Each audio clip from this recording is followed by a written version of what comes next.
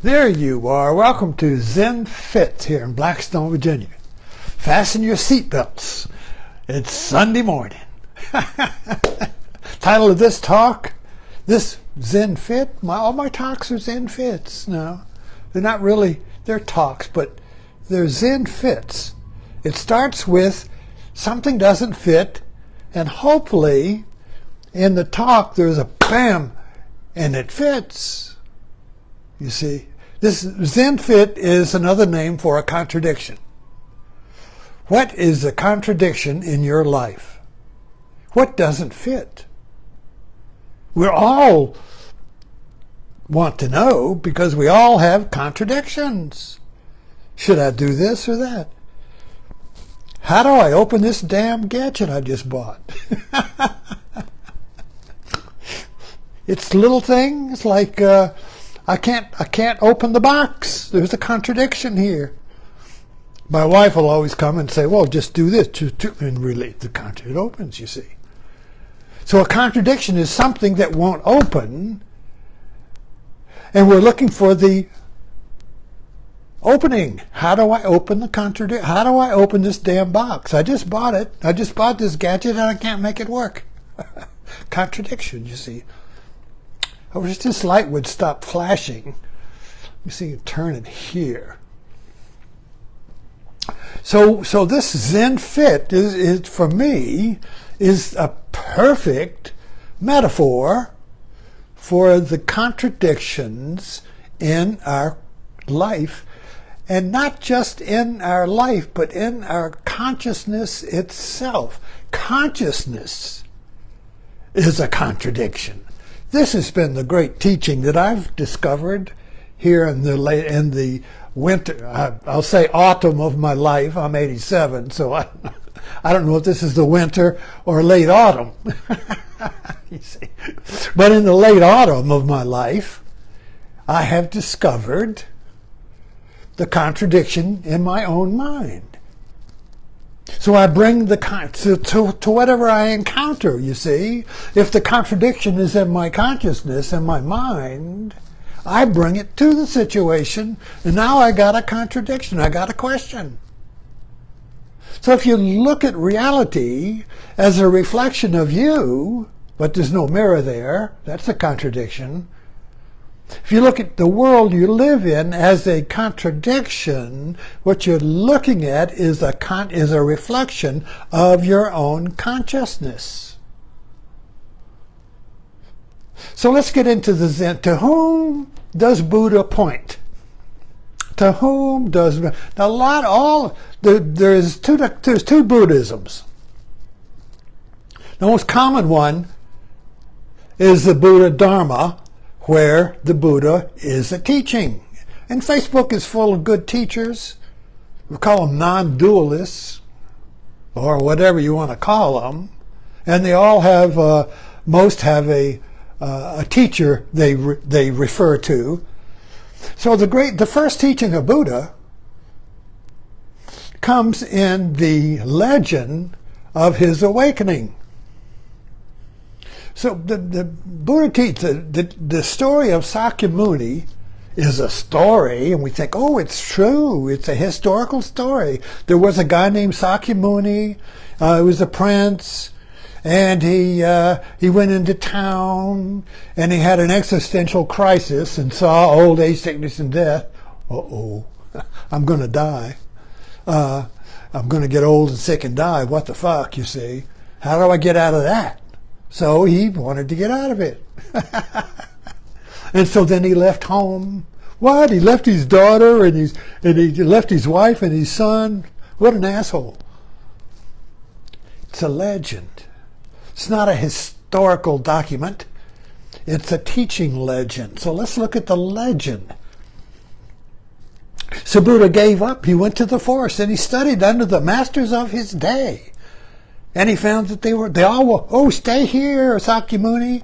You're such a great student. Stay here with me. And when I die, you can take over all the students. Have a big teaching. Look at, people will give you money. Be famous. And Buddha said, no, something's lacking. This is not the cessation of suffering. There's still a contradiction here. So he left and he tried to starve himself to death. In the tradition of his day, the way to be free of the contradiction is through asceticism, through denial. It's not this, I won't do that, I won't eat that, I won't do that, I won't think that, I won't believe that. No, no, no, no, no. It's through the negation. But he got so thin you could see, the legend says, you could see his spine through his stomach. You see, oh, that's thin.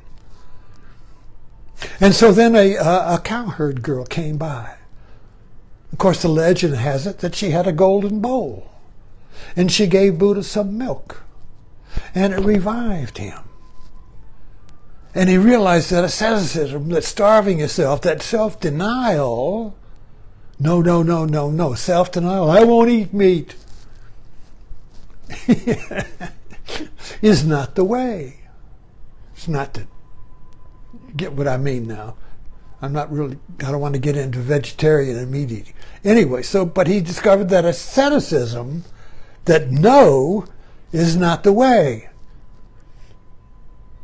So he sat under the tree called the Bo tree. Actually, legend-wise, this is the tree in the Garden of Eden that we can't go find because the cherubs keep us from going there. Remember, there's two trees. The tree of knowledge in the Garden of Eden, Adam and Eve were kicked out, but they couldn't go back in the garden because God put two cherubs there to guard the entrance. So we're always looking for that tree. And Buddha sat under it. And then Mara came up. Of course, Mara is another name for the devil. All the avatars or the saints must go through a test. They must be tested by the devil. Even Jesus in the desert. So all this quest, this test, you see. So the first test was the devil sent fear. And he had armies, and he shot arrows, and all the arrows fell on the ground, and Buddha sat. And then he sent desire, and the dancing girls, or dancing boys, whatever you want, dance, and there was no arousal. It fell on the floor. And then finally, the third quest, Mara says, okay, who is your authority? What authority? What teacher? God, your authority? What's your authority for sitting there and saying you are away? And I don't know. What's your authority? We all say that. If I write something, I would say, where did you hear that? Who said that? In other words, it's only true if somebody else said it. Did science say that?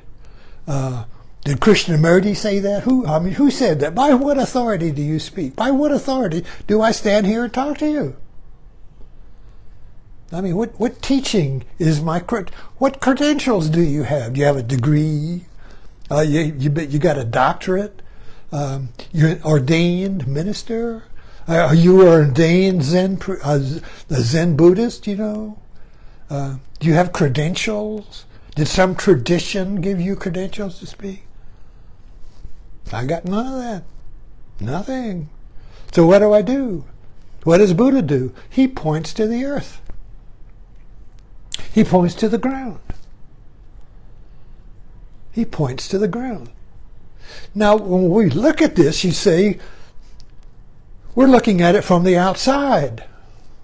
And this is the Buddha Dharma teaching. This is the Buddha teaching that is for those who are on the outside. You look at it, the teaching is over there.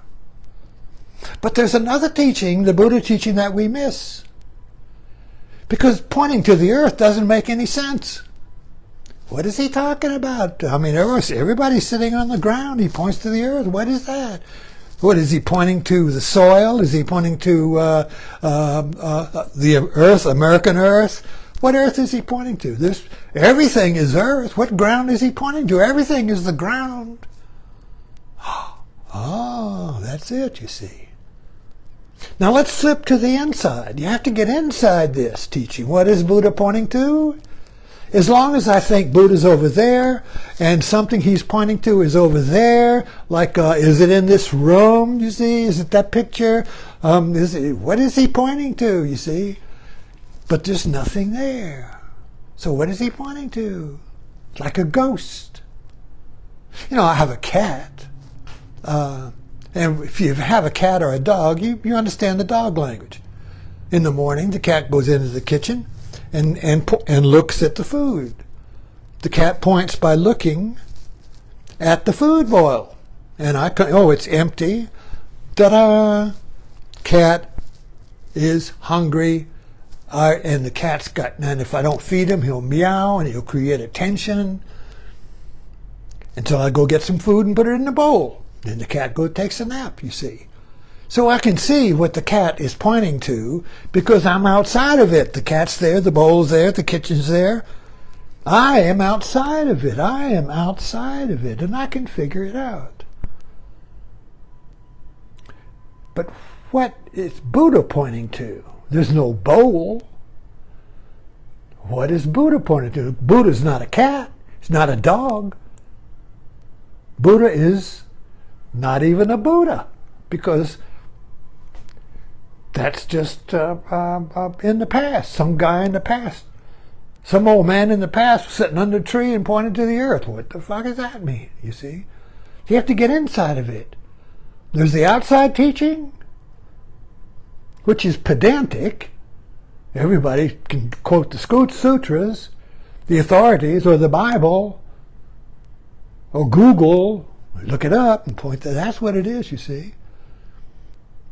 But what is your authority? Upon what do you stand? You see that? So that's the question. To what is Buddha pointing? So there are a lot of the Zen koan. This is why I get into Zen, and I have it's an endless writing, an endless quest to explain what Zen is pointing to, because there's nothing there. If you go in the kitchen, you got a cat, and the cat's looking at an empty space. What is the cat pointing to? There's nothing there. Suppose the cat's in the... Oh, well, he must see a ghost. The cat's seeing a ghost. Why is the cat or the dog pointing at something? There's nothing there. Why is Buddha pointing to the earth? There's nothing there. As long as we're outside of it, we can't figure it out. And everybody will come up with a new answer. There will be infinite answers of what Buddha's pointing to.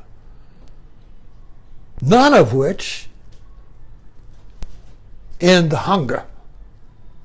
None of which end the hunger in you, in me. This contradiction, you see, of consciousness. We want to get out of this tension between inside and outside. I'm inside, the world's out there, and there's a tension. There's a contradiction between inside and outside.